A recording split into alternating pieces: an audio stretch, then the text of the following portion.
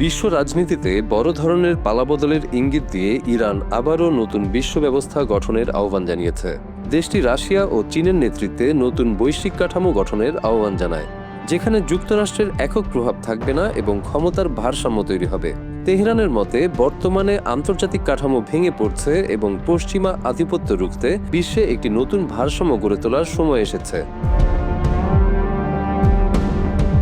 তবে এই রাজনৈতিক উত্তেজনার মধ্যেই যুক্তরাষ্ট্র ও ইরানের মধ্যে কূটনৈতিক সমাধানের পথ প্রায় বন্ধ হয়ে এসেছে।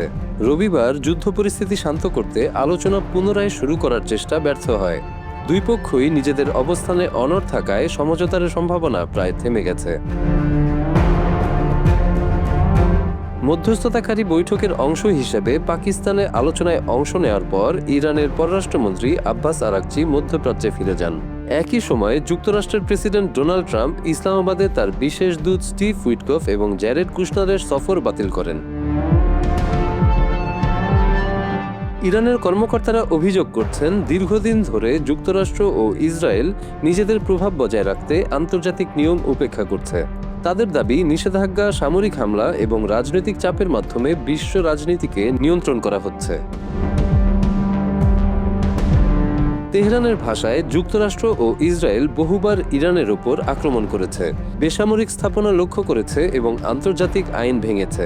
ইরান বলছে, গণতন্ত্রের কথা বললেও বাস্তবে এই দেশগুলো সামরিক শক্তি দিয়ে অন্যদের উপর আধিপত্য বজায় রাখে।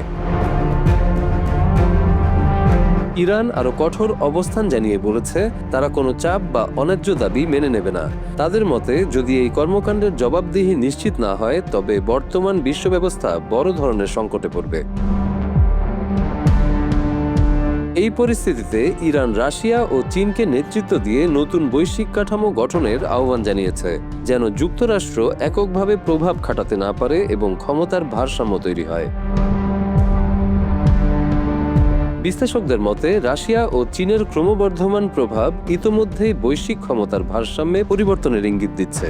একদিকে যুক্তরাষ্ট্রের চাপ বজায় রাখার চেষ্টা, অন্যদিকে বিকল্প শক্তির উত্থান। সব মিলিয়ে আন্তর্জাতিক রাজনীতি এক জটিল মোড়ে দাঁড়িয়ে আছে।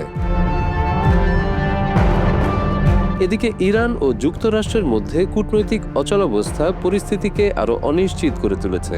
ফলে মধ্যপ্রাচ্যের উত্তেজনা থামার বদলে আরও দীর্ঘায়িত হওয়ার আশঙ্কা দেখা দিচ্ছে। তাই এমন সময়ে দরকার শক্তির পালাবদল, যেন বিশ্ব কোনো নির্দিষ্ট পরাশক্তির কাছে জিম্মি না হয়ে থাকে।